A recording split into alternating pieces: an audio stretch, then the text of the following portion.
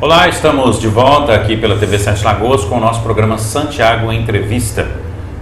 Mais uma entrevista importante que faremos agora.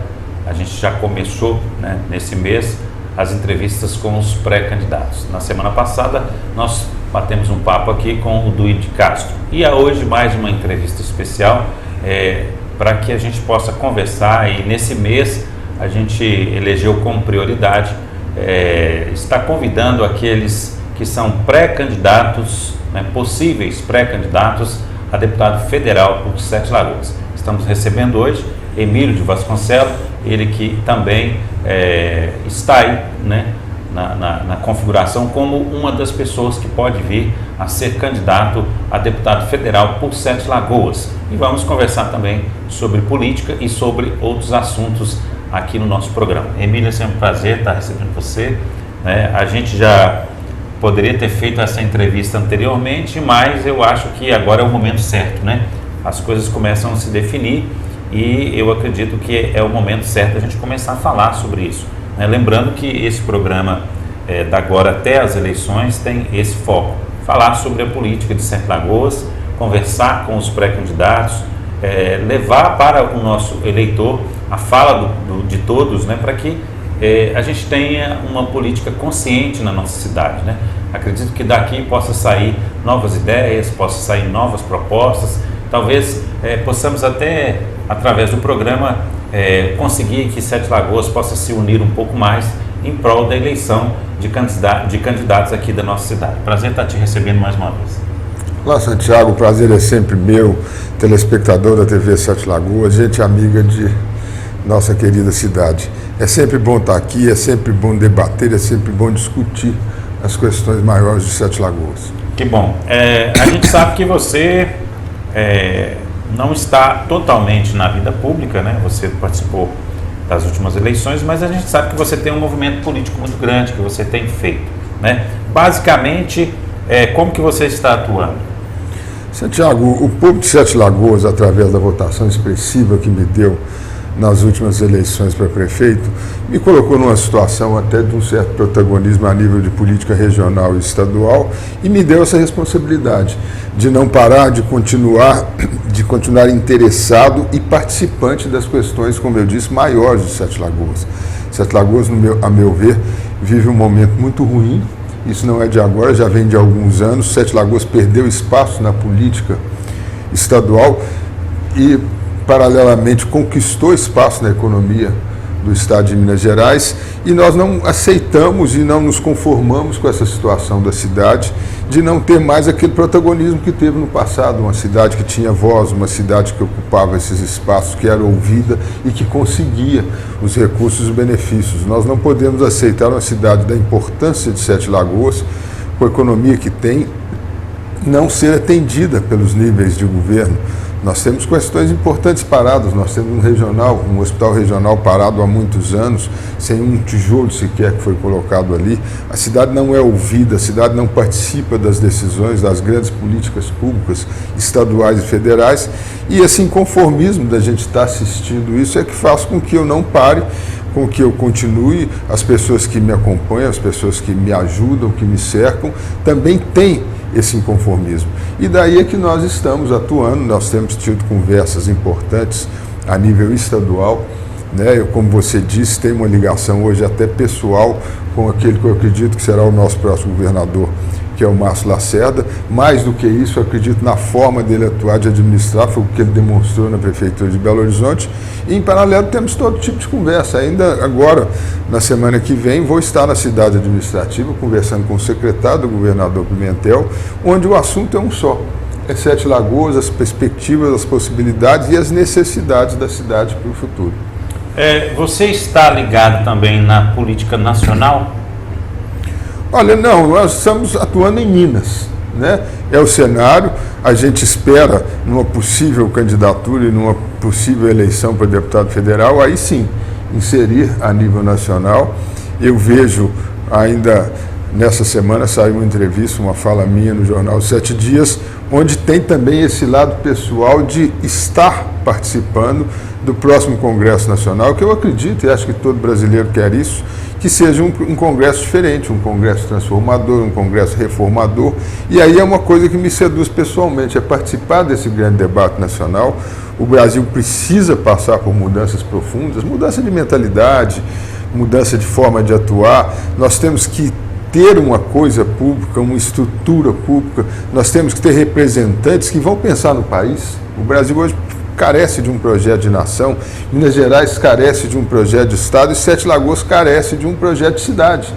Nós hoje estamos sem rumos para onde essa cidade vai, para onde esse Estado vai, e o Brasil nós sabemos, ele tem que passar, e aí eu desço de novo, a nível federal, estadual e municipal, nós temos que ter uma representação que vá pensar na coisa pública, que vai pensar na população, que vai criar políticas públicas e demonstrar, através de uma atuação diferenciada, de que chegou a hora de nós termos projeto de gente, de nação.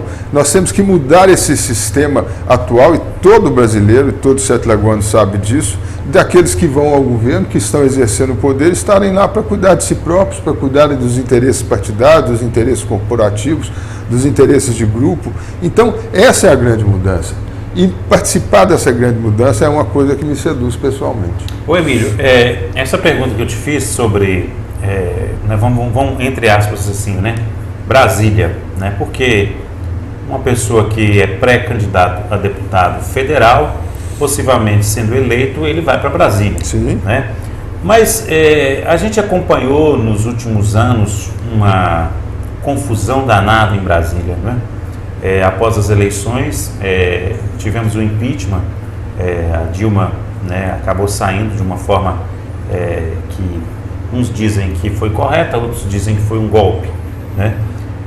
Se criou aí uma expectativa de mudança para melhor, né, e de que a gente teria mais justiça, mas a Lava Jato, ela parece que abriu a porta assim, de uma rede de esgoto e saiu só coisas ruins, né? A gente passou no sentido de ser politizado de uma forma positiva, mas acabou que a gente foi descobrindo coisas que decepcionou a cada dia mais o eleitorado e o cidadão brasileiro, né?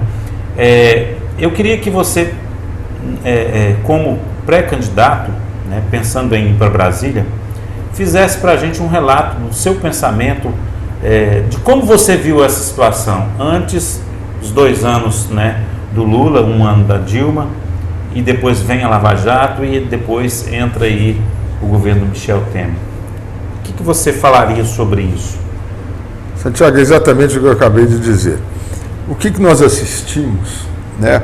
Não cabe aqui. Nós tivemos o governo Lula, por exemplo, que eu acho que conquistou avanços sociais importantes para esse país, que conseguiu diminuir o fosso entre os mais ricos e os mais pobres, melhorou um pouco a distribuição de renda da nação, mas a Lava Jato mostra isso muito bem.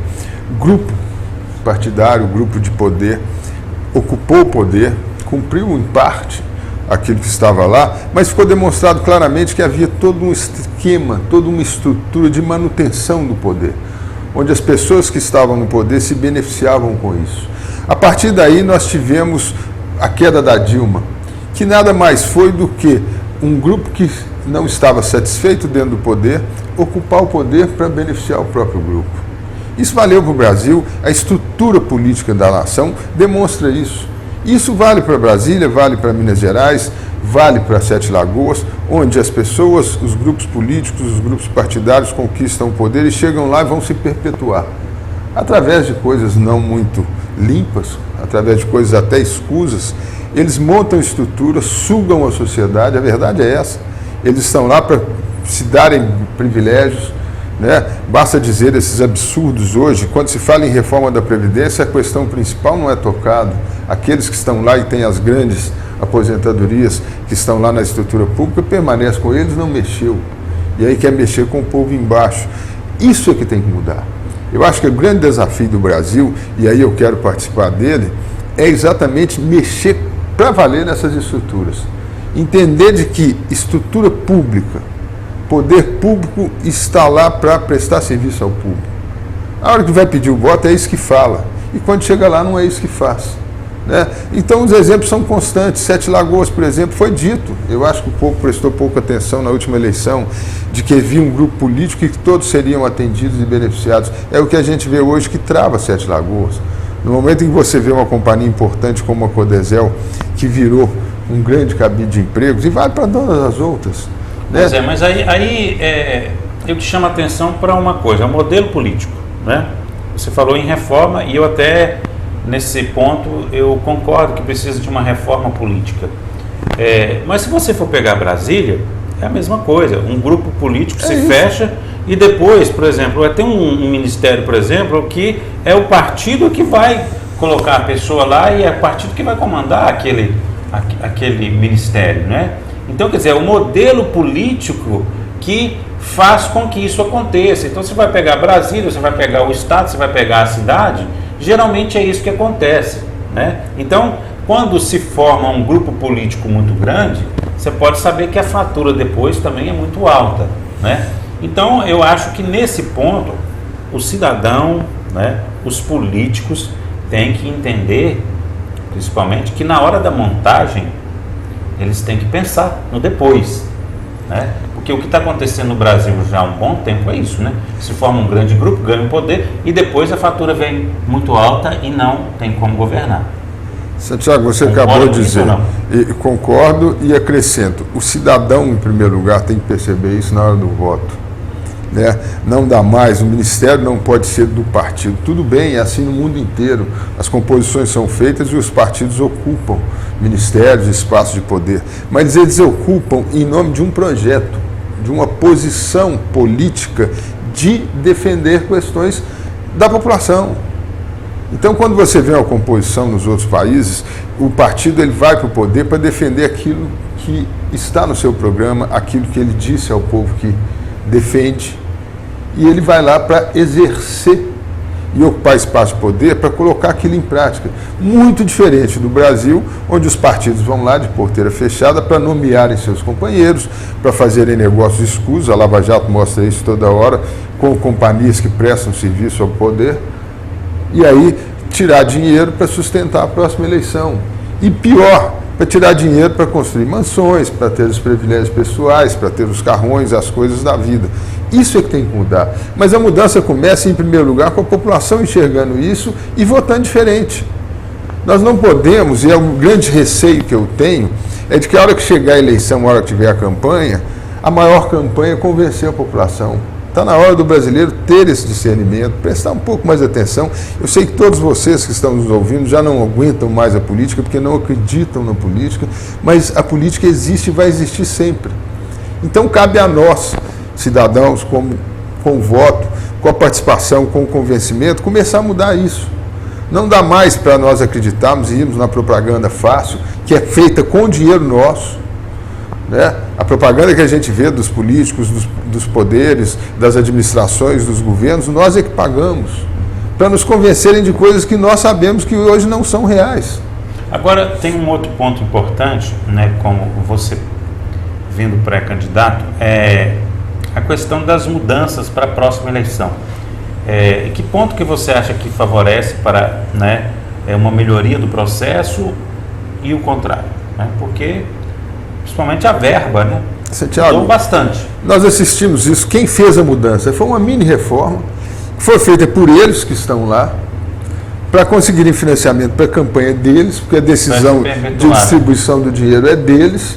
Então, o meu grande temor é que venha uma campanha aí onde aqueles que estão lá vão ter dinheiro para fazer a campanha, e a gente sabe que o volume da campanha, o tamanho da campanha é importante e convence pelo menos grande parte da população. O meu temor é isso. É daí que eu insisto no que eu falei agora. Cabe a nós, cidadãos, cabe aos eleitores, prestarem atenção, ganharem um tempo para fazer análise do que está acontecendo. Nós temos agora, já estamos há muito tempo, Santiago, uma disputa desigual, onde aqueles que têm poder, que têm verba, onde os deputados que estão lá usam o dinheiro nosso, que sai do nosso bolso, para fazer propaganda todo dia, em todos os meios de comunicação, são rádios, são outdoors, são televisões, são jornais, e os concorrentes não têm isso. E só vai ter 45 dias. Mas até chegar nesses 45 dias, a campanha está aí há 1 ano, 2 anos, sendo feita com o nosso dinheiro. Então, eu vou insistir, a população tem que ter esse discernimento, tem que prestar atenção nisso.